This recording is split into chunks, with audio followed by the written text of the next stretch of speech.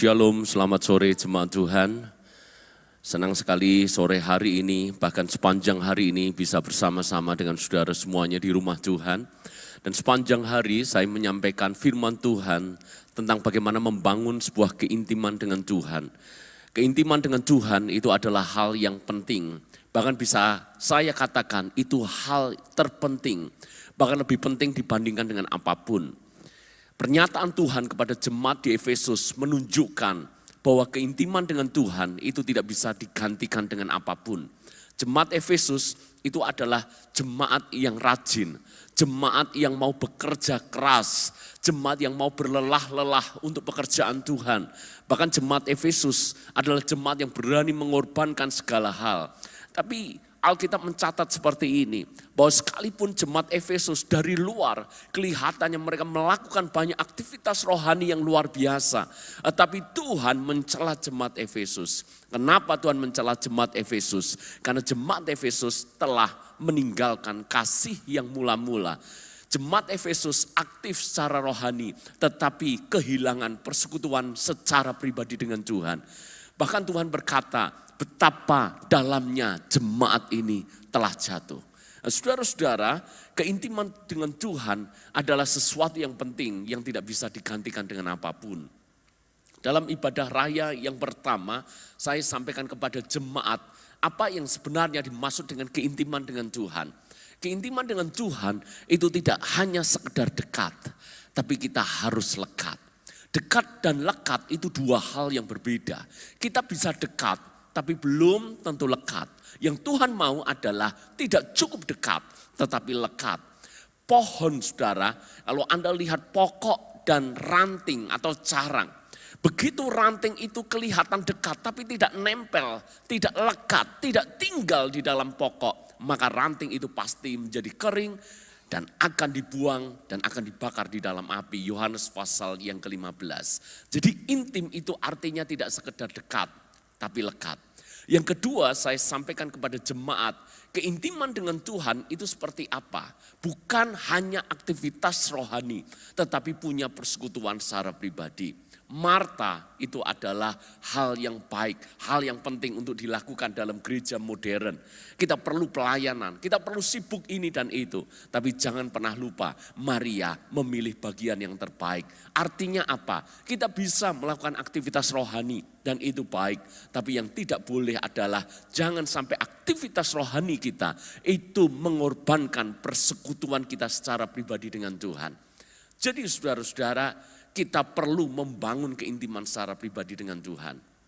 Yang ketiga saya sampaikan kepada jemaat bahwa keintiman dengan Tuhan itu artinya mengikut Tuhan dengan sepenuh hati. Bukan hati yang terbagi. Sebab tidak mungkin kita bisa intim kalau hati kita terbagi. Salomo di masa tuanya sesungguhnya dia tidak sepenuhnya meninggalkan Tuhan. Sebab Alkitab catat seperti ini. Salomo tidak lagi sepenuh hati. Artinya apa? Secara aktivitas rohani, Salomo masih melakukan ini dan itu. Dalam acara keagamaan, Salomo masih ada. Cuma tidak sepenuh hati. Kenapa tidak sepenuh hati? Hatinya sudah terbagi. Terbagi dengan siapa? Terbagi dengan Allah-Allah lain.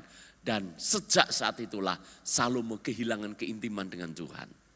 Di ibadah raya yang kedua, saya sampaikan kepada jemaat, bagaimana keintiman dengan Tuhan tidak hanya dibangun melalui persekutuan secara pribadi, jam-jam doa kita, saat teduh kita di rumah, tetapi juga bisa kita bangun melalui ibadah raya, ibadah seperti yang kita lakukan. Dan saya sampaikan bagaimana caranya supaya kita mendapatkan berkat rohani setiap kali kita hadir dalam ibadah raya. Maka saudara-saudara, saya kutip dari perkataan Tuhan Yesus. Kasihilah Tuhan Allahmu dengan segenap hatimu, dengan segenap jiwamu, dengan segenap akal budimu, dan dengan segenap kekuatanmu. Ibadah yang mendatangkan berkat, hal yang sama juga demikian. Kalau mau ibadahmu mendatangkan berkat, maka beribadahlah dengan segenap hatimu. Artinya apa? Punya passion, punya gairah yang kuat untuk bertemu dengan Tuhan. Beribadahlah dengan segenap jiwamu. Artinya apa? Libatkan emosi, perasaanmu.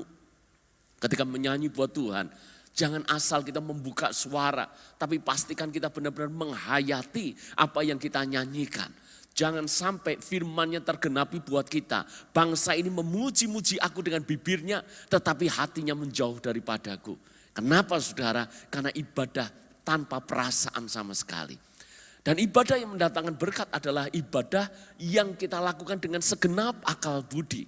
Artinya apa? Pikiran kita taklukkan, kita disiplinkan untuk kita fokus dalam ibadah. Begitu firman disampaikan, pastikan Anda disiplinkan pikiran Anda untuk Anda dengarkan firman. Saya tahu bukan hal yang mudah. Sebab mungkin ketika saya sampaikan seperti ini di masa sekarang ini, mungkin beberapa di antara Anda pikiran melayang entah kemana. Tapi mari disiplinkan pikiran kita untuk kita fokus dalam ibadah, fokus untuk dengar firman Tuhan. Itu membuat ibadah kita mendatangkan berkat. Dan yang terakhir saudara, bahwa ibadah yang mendatangkan berkat adalah ibadah yang kita lakukan dengan segenap kekuatan. Mazmur Daud, Mazmur 63. Daud mengekspresikan pujian penyembahannya, mengangkat tangan, bibir yang bersorak-sorai bagi Tuhan. Bahkan Daud menari-nari di hadapan Tuhan. Dia lakukan ibadahnya dengan segenap kekuatannya. Bahkan kalau Anda baca satu peristiwa, bagaimana Daud membawa tabut perjanjian dari rumah Obed-Edom sampai ke Yerusalem. Jaraknya mungkin sekitar 10 hingga 20 kilometer. Dan saudara, setiap 6 langkah dia berhenti, dia persembahkan korban bakaran kepada Tuhan. Dan sementara Daud memuji, menyanyi, menyembah, menari-nari. Bayangkan kalau setiap 6 langkah berhenti, dia persembahkan korban. 6 langkah lagi berhenti, 10 kilo kalau dibagi-bagi 6 langkah, 6 langkah, 6 langkah. Berapa lama, berapa panjang.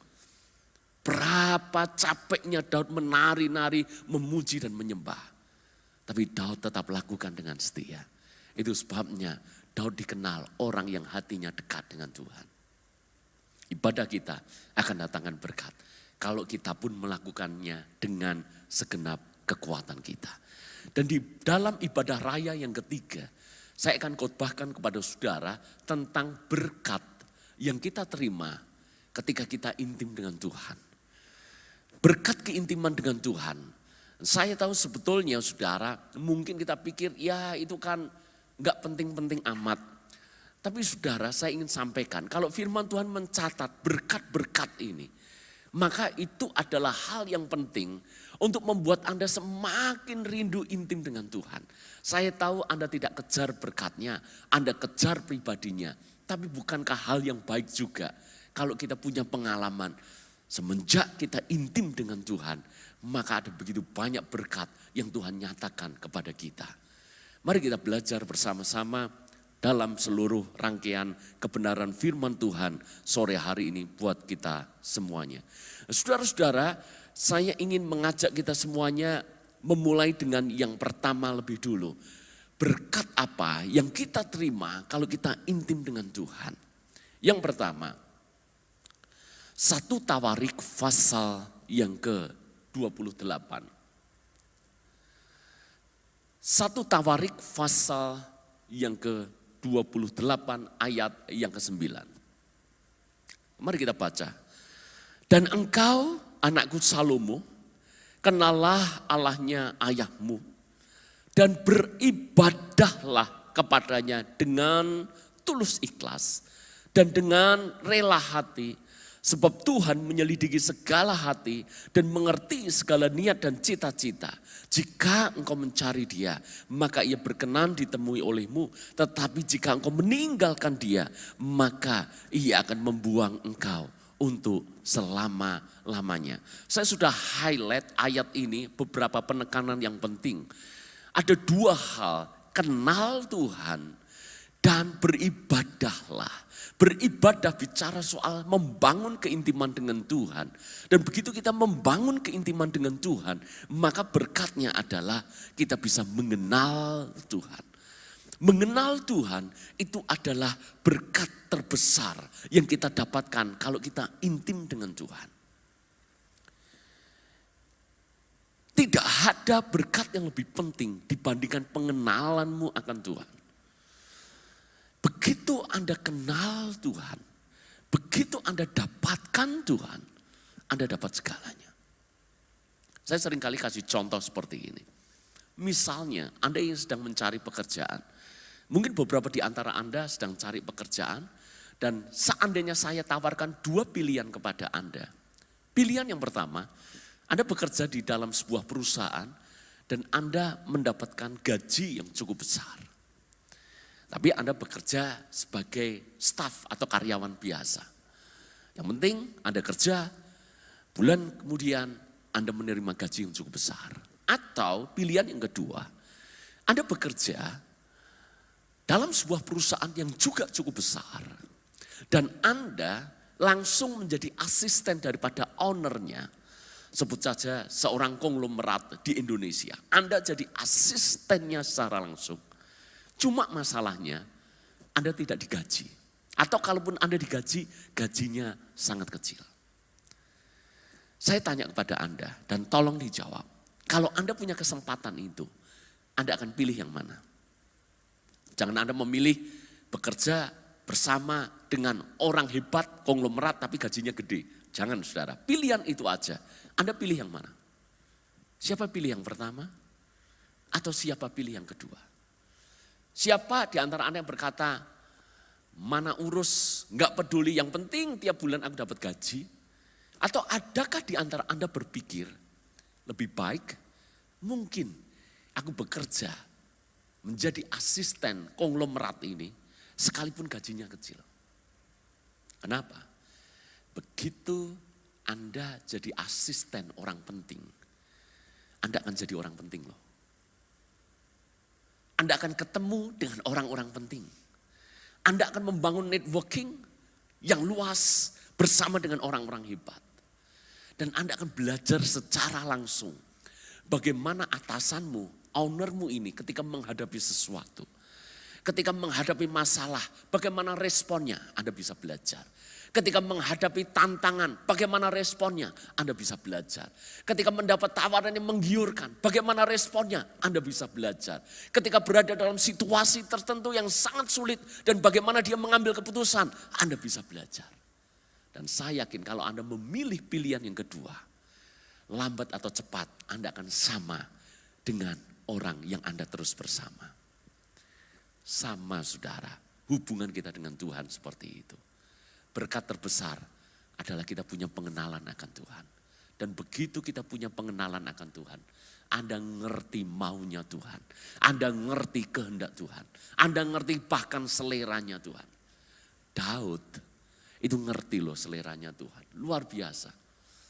Kalau Anda kenal seseorang dengan cukup intens dan cukup lama, Anda bahkan ngerti hanya dengan melihat raut mukanya saja. Saya sudah bersama-sama dengan istri saya puluhan tahun. Kami menikah menginjak tahun ini 20 tahun pernikahan kami. Dan kami pacaran nyaris 10 tahun sebelum akhirnya menikah. Berarti tahun ini kami 30 tahun saudara. Dan 30 tahun bersama, kami tipikal di mana-mana bersama. Saudara jarang temukan saya pelayanan di tempat ini sendirian. Selalu istri saya mendampingi. Karena kami selalu bersama-sama, kami mengenal. Dan bahkan hanya lihat ekspresi saya. Istri saya sudah tahu. Saya lihat ekspresi dia, saya sudah tahu. Daud juga sama. Dia tergoda untuk menghitung jumlah tentaranya, jumlah pasukannya. Dan begitu dia selesai menghitung, Alkitab menulis seperti ini. Langsung berdebar-debar hati Daud. Dan dia langsung berkata, Tuhan, aku sudah berdosa kepada Engkau. Hebat enggak? Banyak orang Kristen harus ditegur dulu. Harus diingatkan keras dulu. Bahkan harus berkali-kali menghadapi benturan sana sini dulu. Baru kemudian bertobat. Tapi Daud, saking kenalnya dia dengan Tuhan, baru hatinya berdebar. Dia tahu dia sudah berdosa kepada Tuhan. Di mana hati seperti itu didapat? Karena dia punya pengenalan akan Tuhan. Dari mana pengenalan akan Tuhan itu dia dapat? Karena dia selalu intim dengan Tuhan. Maka pastikan kita intim dengan Tuhan. Maka kita semuanya akan punya pengenalan yang kuat. Pengenalan yang intim, pengenalan yang dalam akan Tuhan. Dan itu berkat terbesar.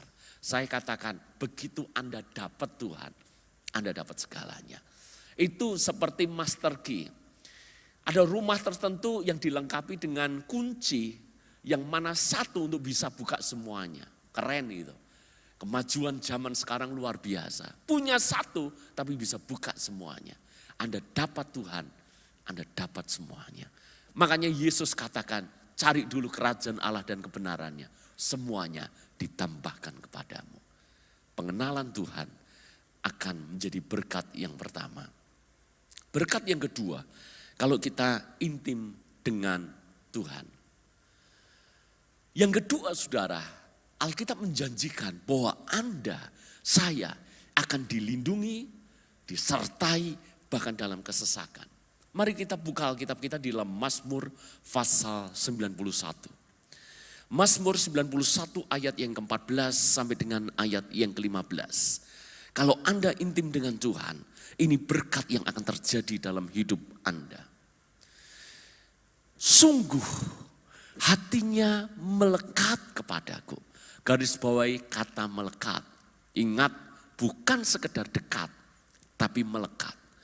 Hatinya melekat kepadaku, maka itu berbicara soal akibat. Maka aku akan meluputkannya. Aku akan membentenginya. Sebab ia mengenal namaku. Bila ia berseru kepadaku, aku akan menjawab, aku akan menyertai dia dalam kesesakan. Aku akan meluputkannya. Tidak hanya meluputkannya, Tuhan akan memuliakannya. Orang yang dekat, bahkan lekat dengan Tuhan, itu bukan berarti orang ini bebas dari yang namanya masalah, bebas dari yang namanya pergumulan. Anda intim dengan Tuhan, itu tidak memberikan garansi bahwa Anda tidak akan menghadapi apapun dalam hidup Anda. Tokoh-tokoh Alkitab menunjukkan dengan jelas orang-orang yang bahkan intim dengan Tuhan itu juga mengalami masa-masa kesesakan. Yusuf intim dengan Tuhan, tapi dia tetap juga harus menjalani proses. Dijual oleh saudara-saudaranya, menjadi budak, dia difitnah, dimasukkan ke dalam penjara, dan seolah-olah semuanya gelap. Tapi ingat, orang yang intim dengan Tuhan, orang yang melekat kepada Tuhan, Tuhan menyertai bahkan di dalam kesesakan. Sehingga pada waktu Tuhan sudah genap, Yusuf pun diangkat dan menjadi raja muda di Mesir. Daniel, orang yang intim dengan Tuhan. Alkitab menulis seperti ini, 3 kali sehari Daniel berdoa kepada Tuhan. Dia orang sibuk, dia orang penting. Tetapi ingat, semakin sibuk, semakin banyak berdoa. Semakin sering mendisiplin diri di dalam berdoa. Dan Daniel, orang yang intim lekat dekat dengan Tuhan, tetap saja harus berhadapan dengan gua singa. Sekali lagi catat baik-baik. Kalau Anda dan saya intim, bukan berarti kita luput dari yang namanya masalah. Kita bisa saja menghadapi kesesakan. Tapi ingat, ada penyertaan Tuhan di dalam kesesakan. Amin. Daniel masuk ke dalam gua singa. Tapi mulut singa tidak bisa memakan dia. Sebab mulut singa itu dikatupkan oleh malaikat Tuhan. Ada penyertaan Tuhan di masa kesesakan. Sadrak, Mesak, Abednego. Orang yang intim dengan Tuhan. Tapi karena tidak mau menyembah patung buatan raja, dia dilemparkan ke dalam dapur api yang menyala. Bahkan Alkitab menulis dapur api yang panasnya dibuat 7 kali lipat. Walau demikian mujizat terjadi. Sekalipun mereka masuk dapur api, tapi justru mereka mengalami secara langsung penyertaan Tuhan. Tuhan bersama dengan mereka. Bahkan orang pun lihat dari yang 3 menjadi 4. Sosok yang satu ini siapa?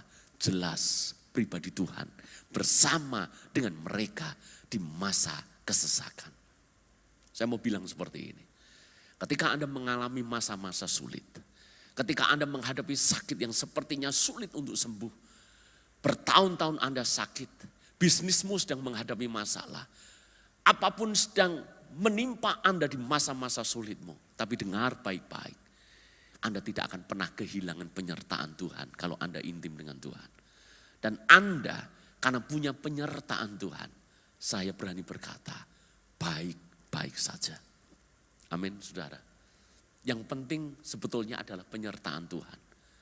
Yang penting bukan Anda berada di tempat mana. Tapi kalau penyertaan Tuhan ada, itu tempat yang teraman buat kita. Daud berkata, bahkan sekalipun aku berada di lembah bayang-bayang maut, lembah kekelaman, itu tempat yang mengerikan. Tapi Daud berkata, aku tidak takut sebab Tuhan bersama dengan aku. Kita butuh penyertaan Tuhan, amin. Kalau mau penyertaan Tuhan, intim dengan Tuhan. Bahkan firman Tuhan berkata apa? Hatinya melekat kepadaku, aku akan meluputkannya. Aku akan membentenginya. Hidup saya itu penuh kasih karunia. Berkali-kali kami terhindar dari yang namanya celaka. Sebab apa? Tuhan meluputkan. Sebab apa? Tuhan membentengi. Ada banyak peristiwa, mungkin terlihat sederhana, tapi saya tahu karena Tuhan menjaga, membentengi dan menyertai. Saya tidak tahu apakah saya pernah cerita kepada Anda. Tapi bertahun-tahun yang lalu, semasa papa saya masih hidup, saya punya pengalaman sederhana, saudara. Tapi pengalaman ini membekas kuat buat saya. Satu kali papa saya di usia yang sudah cukup lanjut, usia 70 tahun lebih, melakukan general check up. Dan ketika check up di sebuah laboratorium, saya pikir saya yang mengantar sekalian saja untuk check up. Jadi papa saya check up, saya juga check up pada waktu yang bersamaan. Dan ketika pengambilan darah, papa saya dilakukan lebih dulu. Dan seperti yang kita tahu, darah kita diambil, dimasukkan ke dalam sebuah tabung yang mana ada stiker barcode tertulis nama kita. Papa saya darahnya diambil, dimasukkan ke tabung itu. Dan begitu papa saya selesai, giliran saya diambil darahnya. Dan biasanya saudara, karena saya berkali-kali melakukan general check up, biasanya ya saya percaya aja bahwa semuanya terencana dengan baik, semuanya baik, aman gitu. Tapi entah kenapa kali itu Tuhan itu kayak menyuruh saya untuk saya minta tabung itu, untuk cek ulang tabung itu. Dan begitu selesai saudara, saya berkata kepada petugas yang mengambil sampel darah saya minta untuk lihat botol itu yang ada barcode namanya. Mestinya yang tertulis adalah nama saya. Dan alangkah terkejutnya saya, botol yang isinya darah saya itu tertulis nama papa saya. Dan botolnya papa saya itu terisi darah saya. Fatal enggak? Itu kalau saya bayangkan, Tuhan tidak mendorong hati saya untuk cek itu botol. Hasilnya bisa fatal. Sebab papa saya yang lanjut usia, yang angka kolesterolnya, asam uratnya, semuanya serba bintang saudara. Peringatan, warning. Anda bisa bayangkan, papa saya terima hasil itu bisa bergembira luar biasa. Karena hasilnya bagus semuanya. Kolesterol turun, asam urat turun, mungkin pikirnya demikian. Semuanya serba baik. Lah bayangkan saudara, yang diambil sampel darah saya tapi namanya papa saya kan gitu nanti ceritanya. Papa saya happy, saya gimana? Saya bisa stres. Tiba-tiba asam urat saya naik, kolesterol saya naik. Sebenarnya enggak naik kan? Cuma karena barcode namanya tertukar. Maka saya yang sehat bisa diobati, papa saya yang sakit gak diobati, kan kacau. Bersyukur Tuhan meluputkan, Tuhan membentengi, amin. Dalam banyak perkara kami seringkali diluputkan. Diluputkan dari dil-dil tertentu, diluputkan dari kecelakaan. Berkendara di tengah jalan, itu tidak cukup kita hati-hati. Saya bahkan berkata butuh penyertaan Tuhan. Orang sehati-hati apapun. Orang sangka jalan aja dah, jalan itu kendaraan paling aman. Siapa bilang berapa tahun yang lalu orang juga jalan-jalan pagi dan carinya juga sehat. Mau minum susu segar. Ya di Surabaya peristiwa terjadi. Niatnya cari STMJ saudara. Saya nggak tahu sama nggak di Semarang, STMJ tahu? Susu, telur, madu, jahe. Jalan lagi, kurang sehat apa. Tapi siapa sangka jalan ditabrak oleh Lamborghini yang sedang ngebut. Kita tidak pernah tahu. Tapi orang yang hidupnya lekat pasti dijagai, dilindungi. Saya pernah satu kali hendak berangkat pelayanan ke daerah Klaten. Lalu kemudian di persimpangan jalan, saya masih ingat persis. Saya berada di samping kiri dan sementara saya lihat ada gerobak yang berada di trotoar, itu sedang didorong oleh orang yang sedang berjualan. Dan begitu lampu hijau, saya injak pedal gas untuk jalan. Dan mirip seperti yang mungkin Anda dilihat di tayangan-tayangan CCTV, peristiwa-peristiwa keluputan, saya benar-benar ngalami. Begitu saya jalan, tiba-tiba gerobak yang cukup besar itu melorot turun, saudara. Seandainya saya telat beberapa waktu saja, beberapa detik saja, gerobak itu pasti akan menabrak mobil saya. Kalau gerobak itu terlalu cepat, dia turun mungkin bisa tertabrak mobil saya. Jadi waktunya Tuhan atur sedemikian tepat. Ya mungkin itu peristiwa sederhana, tapi menunjukkan kepada saya, Tuhan itu kota benteng teraman buat kita semuanya. Amin. Orang yang melekat kepada Tuhan akan diprioritaskan Tuhan. Orang yang hatinya melekat kepada Tuhan akan dibentenginya. Orang yang melekat kepada Tuhan akan disertai bahkan di masa kesesakan. Berkat yang ketiga, apa yang akan kita terima kalau kita lekat dengan Tuhan? Ini kabar baik buat Anda. Anda akan panjang umur. Mau panjang umur? Yang mau panjang umur katakan amin. Amin yang lebih mantap. Itu alasan kenapa setiap kali perayaan ulang tahun selalu nyanyi panjang umurnya, panjang umurnya. Dan itu alasan kenapa setiap kali perayaan ulang tahun menu mie atau bakmi itu selalu ada. Karena bakmi itu melambangkan makanan yang panjang, supaya panjang umurnya. Mau panjang umur? Tuhan menjanjikan bahwa ketika kita lekat dengan Dia, Tuhan akan membuat kita panjang umur. Tapi tidak cuma panjang umur. Mari kita baca dulu ayatnya. Mazmur 91 ayat yang ke-16. Dengan panjang umur akan kukenyangkan dia dan akan kuperlihatkan kepadanya keselamatan daripadaku. Kalau dalam bahasa saya, kalau saya sederhanakan, berkatnya ini, Anda akan panjang umur, tapi baik keadaanmu di usiamu yang panjang. Persis seperti berkat di dalam Ulangan pasal yang ke-5 ayat yang ke-16. Hormatilah ayahmu dan ibumu seperti yang diperintahkan kepadamu oleh Tuhan Allahmu, supaya lanjut umurmu dan baik keadaanmu di tanah yang diberikan Tuhan Allahmu kepadamu. Panjang umur itu bisa jadi berkat, tapi maaf, bisa jadi kutukan. Apa gunanya panjang umur, tapi kalau tidak baik keadaan kita? Mau panjang umur, tapi maaf sakit-sakitan. Mau panjang umur, tapi menderita terus. Mau panjang umur, tapi harus bergelut dengan kemiskinan yang tidak pernah selesai. Kekurangan terus menerus. Mau panjang umur, tapi kita harus berhadapan dengan kenyataan anak-anak yang tidak ngerti kita. Masalah yang terus menerus terjadi dan tidak pernah selesai. Saya rasa enggak.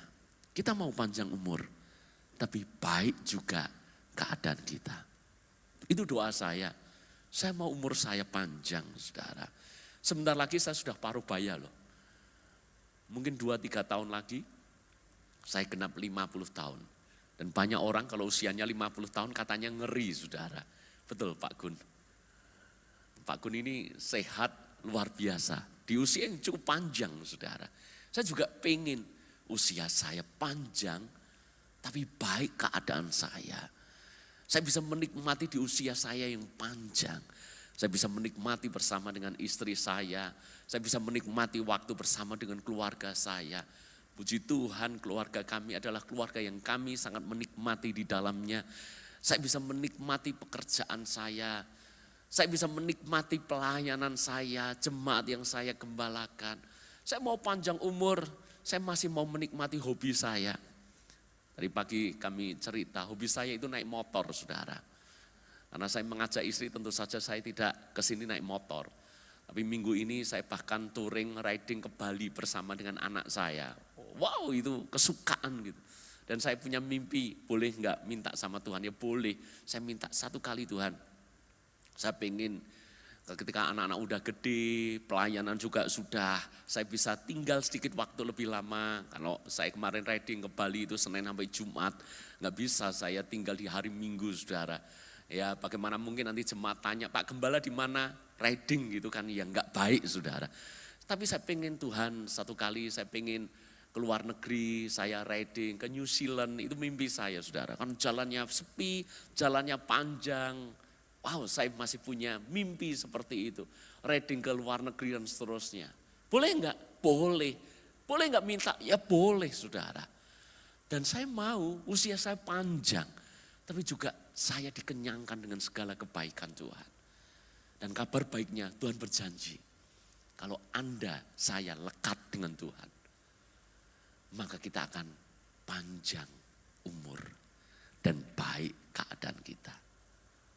Panjang umur, amin. Bukan sekedar iming-iming. Anda lakukan dengan setia, intim dengan Tuhan, lekat dengan Tuhan. Apa yang dijanjikannya pasti digenapi oleh Dia. Panjang umur, baik keadaan kita. Yang keempat, yang terakhir, saya akan selesai di poin ini. Berkat terakhir, kalau kita intim dengan Tuhan, kita akan mendapat privilege. Privilege ini bahasa kekinian. Bahasa rohaninya adalah kita akan mendapat kasih karunia demi kasih karunia daripada Tuhan. Ayatnya di mana? Mazmur 25 ayat yang ke-14. Saya bacakan buat saudara. Tuhan bergaul karib. Intinya punya hubungan yang intim, punya hubungan yang dekat dengan orang yang takut akan Dia, dan perjanjiannya diberitahukannya kepada mereka. Abraham, orang yang intim dengan Tuhan. Kemanapun Abraham pergi, dia selalu membangun mezbah, mempersembahkan korban di hadapan Tuhan.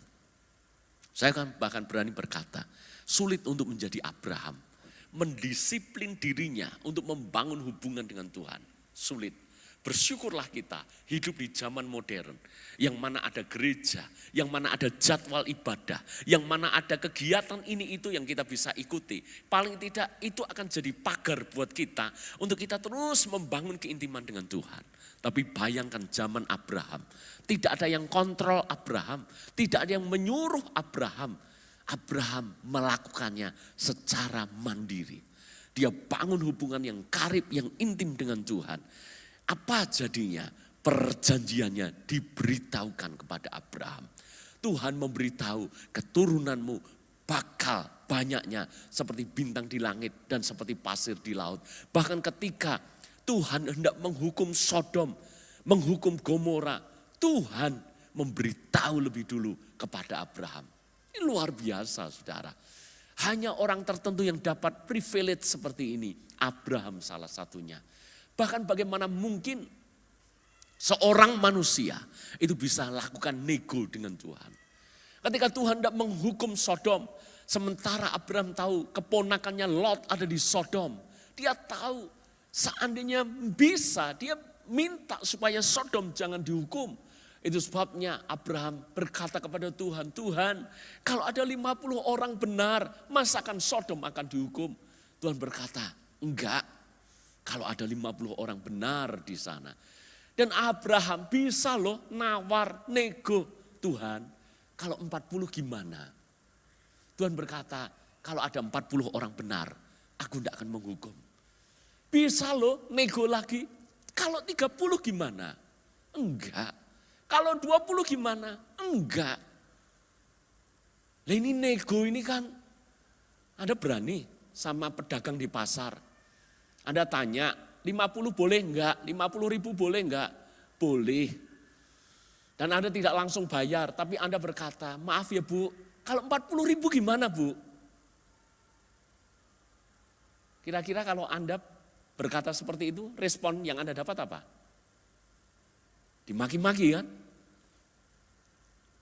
Kalau dia ya udah 40 ya udah enggak apa-apa dah.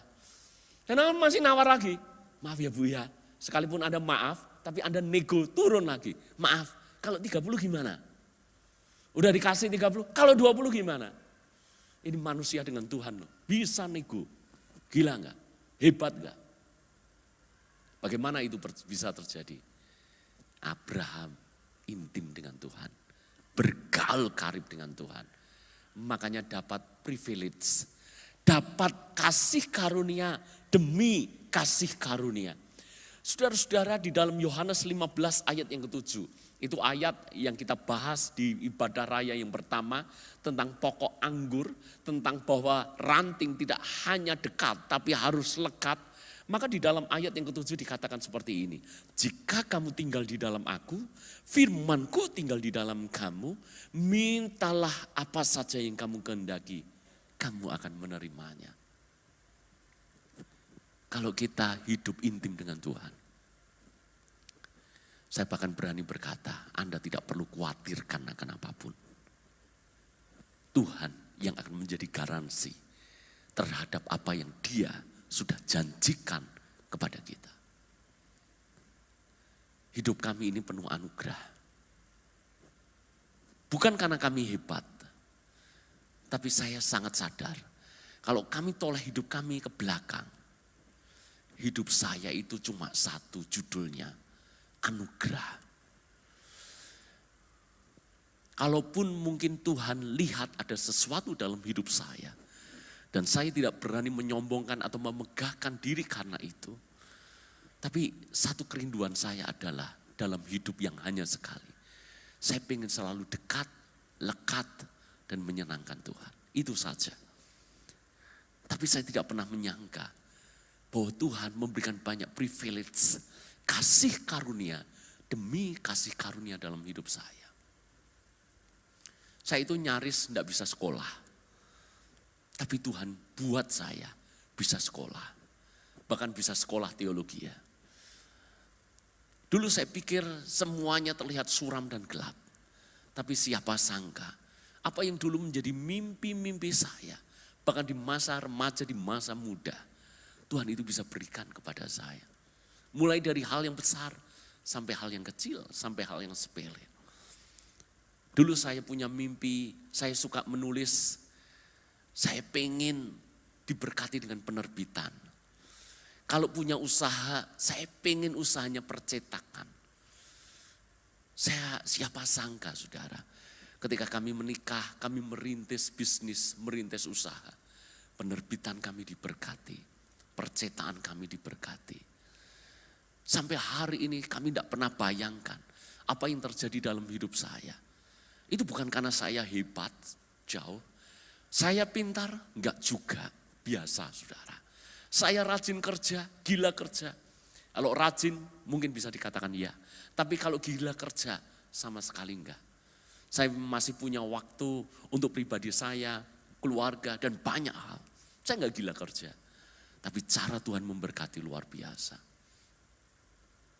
4 tahun belakangan saya menggembalakan jemaat.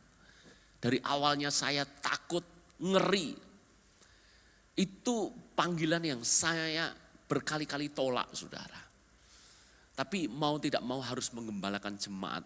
Karena gembala yang sebelumnya itu meninggal. Dan kalau tidak ada yang menggantikan diambil alih sinode. Buat saya ngeri sekali. Dan baru usia saya menggembalakan belum ada 1 tahun. Tiba-tiba gereja yang mana itu secara surat masih punya keluarga. Itu ditawarkan dijual. Kalau gereja tidak mau beli, ditawarkan ke semua.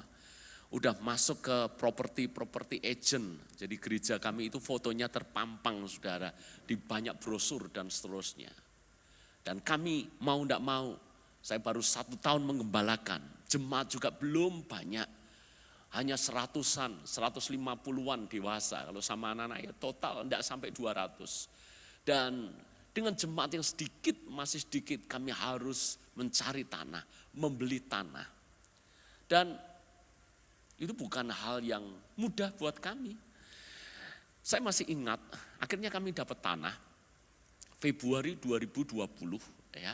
Kami dapat tanah seharga sekian dan kami diberikan kesempatan untuk membayar secara cicilan sebanyak 6 kali. Berarti 6 bulan harus selesai. Itu Februari, saya sebagai pemimpin harus yang memutuskan. Jemaat support apapun keputusan saya. Ya kan, support kan bisa dalam doa, dana, tapi kan semuanya juga saya sebagai pemimpin yang tanggung jawab. Itu Februari 2020 dan Maret 2020 Anda tahu terjadi pandemi, lockdown. Usaha semuanya berat, semuanya tutup. Jangankan usaha jemaat, usaha kami sendiri, penerbitan kami itu rugi banyak. Percetakan kami juga banyak, saudara. Berat dalam situasi yang seperti itu. Harus menyelesaikan dalam waktu 6 bulan. Bukan hal yang mudah. Tapi Tuhan saya penuh kasih karunia dalam hidup saya. Bahkan kan ada termin, saudara, yang mana akhir bulan saya harus bayar. Apalagi penjualnya itu bukan non-Kristen. Saya cuma minta kepada Tuhan saat itu. Tuhan, kalau aku boleh minta, janganlah sampai telat pembayaran. Kami tidak mau namamu dipermalukan. Gereja beli, gereja tidak bisa bayar, gereja mengingkari perjanjian. Saya hanya berdoa, tolong sediakan Tuhan. Mungkin di awal-awal bulan saya atau kami atau jemaat mungkin masih bisa, saudara. Tapi saya ingat di bulan yang keempat, saya masih ingat. Itu uang kami sudah habis, cadangan dana kami sudah habis, saatnya bayar. Itu hari terakhir di bulan itu. Dan biasanya, dan memang tidak pernah terlambat. Di akhir bulan itu, saya doa, saya tidak pernah sama jemaat apalagi. Saya cuma khotbah sekali aja soal memberi. Itu di awal kami beli tanah. Dan setelah itu saya tidak pernah, apalagi menodong saja. Menodong, saudara. Jadi gak pernah saya sampai jemaat yang kaya saya mintai. Saya bahkan rasan-rasan, ini gimana, ini belum ada, panik. Enggak, saudara, saya cuma mintanya sama Tuhan. Dan saya ingat di akhir bulan itu, pagi-pagi saya doa sama Tuhan. Tuhan, ini hari terakhir saya atau kami harus bayar cicilan yang keempat atau yang kelima. Belum ada dananya. Memang salah satu caranya adalah kalau ada jemaat punya dana longgar, itu boleh dipinjamkan kepada gereja, nanti gereja yang akan kembalikan. Memang salah satu caranya itu. Tapi waktu itu kondisi kan tidak memungkinkan. Tapi ajaibnya adalah jam 10 pagi, tiba-tiba ada satu jemaat berkata, Pak, saya kebetulan ada dana longgar. Gimana kalau bulan ini bagian saya, untuk saya yang kasih pinjaman. Puji Tuhan, bulan itu terselesaikan. Hingga total 6 bulan, semuanya terselesaikan. Tuhan tidak pernah permalukan. Puji Tuhan, boleh berikan tepuk tangan buat Tuhan. Gereja kami penuh privilege. Kami mengurus IMB. Karena gereja yang lama yang kami diami ini ditawarkan, berarti kan kami harus cari tanah, kami sudah dapat dan kami harus siap-siap bangun. Kami sudah cari IMB, sudah urus, lama prosesnya. Dan akhirnya dapat juga. Dan kami harus tunggu IMB itu nyaris 2 tahun. Yang seangkatan dengan saya ngurus, sesama pendeta yang saya kenal, dia selalu cocokkan dengan saya. Dia kabari saya, Pak, puji Tuhan, punya saya sudah keluar. Punya saya tidak keluar-keluar, saudara. Kurang ini, kurang itu, dan seterusnya. Intinya tidak keluar-keluar, tapi akhirnya keluar juga. Lalu kemudian kami cari kontraktor, pemborong yang nanti akan membangun gereja kami. Sudah ketemu, sudah buat desain, sudah keluar RAB-nya dan segala macam. Kami juga sudah rapat rundingan bahwa kita bisa memulai pembangunan. Lalu kemudian mungkin tinggal beberapa waktu kita harus kasih DP kepada pemborong untuk segera mulai pembangunan itu. Tapi waktu itu tiba-tiba yang punya tanah gereja kami, gereja yang lama itu, tengah kota, lebih luas, itu kontak saya. Dan dia berkata, menurut kamu, karena sepantaran dengan saya, ya satu pelayanan juga dulunya, sekarang ada di Jakarta. Menurut kamu sebetulnya jemaat itu lebih suka di mana sih? Lebih suka di gereja yang sekarang, maksudnya yang di mana? Di tengah kota, itu namanya di Madio Taman, dekat Jalan Gajah Mada. Di situ atau di tanah yang mau dibangun. Ya saya ngomong terus terang gitu. Ya kalau saya dan kalau jemaat ya pengennya ya di tempat yang lama ini aja. Jauh lebih luas saudara, kalau yang baru tanahnya itu 780, yang lama itu 1140. Sudah ada gedungnya, sudah jadi, ada gedung utama, ada gedung serbagunanya, sudah ada IMB-nya, semuanya udah nyaman, tengah kota, semua jemaat aksesnya juga dekat dan seterusnya. Cuma masalahnya kan ditawarkannya tinggi sekali, sehingga kami gereja kelihatannya terlalu memaksakan kalau kami membelinya. Makanya kita dapat tanah itu. Dan dia mulai turunkan saudara, dari sekian, dari belasan M, itu bisa turun, sampai pada titik tertentu, saya kan sounding dengan beberapa pengurus. Ini ditawarkan sekian.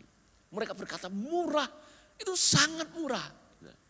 Tapi kan saya tanyanya bukan sama mereka, saya tanyanya sama Tuhan. Saya tanya sama Tuhan, Tuhan gimana ini? Ya berarti kalau iya, kan double pengeluaran. Saya merasa kayak Tuhan berkata, enggak. Enggak mungkin harga itu maksudnya. Sehingga saudara, saya berkata, oh kalau harga sekian, maaf ya kekuatan jemaat kelihatannya belum mampu. Dan saya terlalu memaksakan kalau saya ambil tawaran itu. Enggak apa-apa, ditawarkan saja.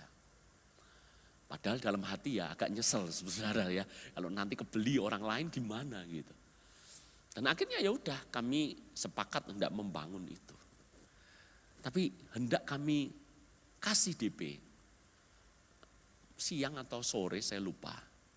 Pemilik tanah, anaknya pendeta saya yang lama, anaknya gembala itu telepon saya. Gimana kalau harganya sekian? Turun lagi saudara. Saya rundingan dengan pengurus dan pengurus semuanya sepakat, saya sendiri juga damai sejahtera. Kayak Tuhan kasih konfirmasi, ambil itu. Maka kami ambil, kami beli saudara. Dan kasih karunia-Nya lagi apa? Dikasih waktu 2 tahun untuk menyelesaikan. Nanti Oktober ini harus kami selesai. Kabar baiknya, tanah yang dulu kami beli, gagal kami bangun. Sebab kalau kami sudah DP, kami sudah bangun.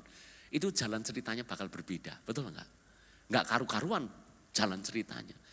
Dulu apa yang saya pikir kenapa punya saya lebih lama, kenapa diperlambat. Sekarang benang merahnya saya tahu. Ya karena Tuhan mau kasih yang terbaik buat jemaat. Amin. Tuhan atur waktunya itu sangat tepat. Kalau dulu saudara saya emosi secara hati, udah murah ambil. Selesai sudah, saya dapat harga mahal saudara. Ini enggak direkam kan? Tapi karena saya belajar kenal hatinya Tuhan. Tuhan kasih karunia buat hidup saya, buat jemaat. Dapat harga terbaik. Dan mungkin saya sempat tanya, ya Tuhan kalau ujung-ujungnya saya akhirnya atau kami akhirnya membeli gereja yang kami pakai sekarang ini. Ya kenapa mesti harus dibawa muter dulu beli tanah seterusnya. Kan kayak dibawa muter terus. Saya pun jadi mikir, seolah-olah kami diskusi dengan Tuhan. Dan Tuhan tanya, seandainya benar dari awal, di awal kamu sebelum 1 tahun menggembalakan tiba-tiba, ini harga sekian, kamu sanggup untuk beli? Dibuat dulu kayak enggak langsung naik tinggi, dikasih pijakan anak tangga dulu. Jadi kalau sekian, jemaat udah terbiasa dengan angka ini, bisa kami semuanya dapat. Setelah ini loncat yang lebih tinggi lagi, betul enggak? Kalau dari awal sekian, mungkin kami juga mikir, udahlah enggak mampu itu, enggak cukup. Sewa aja dah nanti kalau terjual. Dan setelah deal saudara, pihak keluarga, pemiliknya pernah ngomong ke saya, Asal kamu tahu ya, sebenarnya tanah ini nyaris saja laku. Bahkan sudah janjian di notaris. Sudah deal harganya, sudah janjian di notaris. Entah karena apa, tiba-tiba batal. Itu kalau bukan Tuhan, saudara. Yang sudah deal, sudah janjian di notaris itu kan berarti serius. Tapi bisa batal. Saya tahu Tuhan mengasihi jemaat. Ada kasih karunia. Amin. Sama hidup ini, pelayanan ini, bisnis, pekerjaan, keluarga. Kita butuh kasih karunia. Dan kita bisa mengalami kasih karunia kalau kita intim dengan Tuhan. Amin. Maaf khotbah saya kepanjangan. Tapi mari kita selesaikan dengan komitmen yang sama. Saya mau lekat dengan Tuhan. Intim dengan Tuhan. Intim dengan Tuhan sendiri itu berkat, saudara. Bahkan kalau Tuhan tidak tambahi berkat-berkat yang lain, itu sudah berkat terbesar. Tapi kalau masih Tuhan tambahkan panjang umur, Tuhan tambahkan disertai dalam kesesakan, Tuhan tambahkan yang kita minta Tuhan akan berikan, mendapat privilege dan kasih karunia. Betapa baiknya Tuhan dalam hidup kita.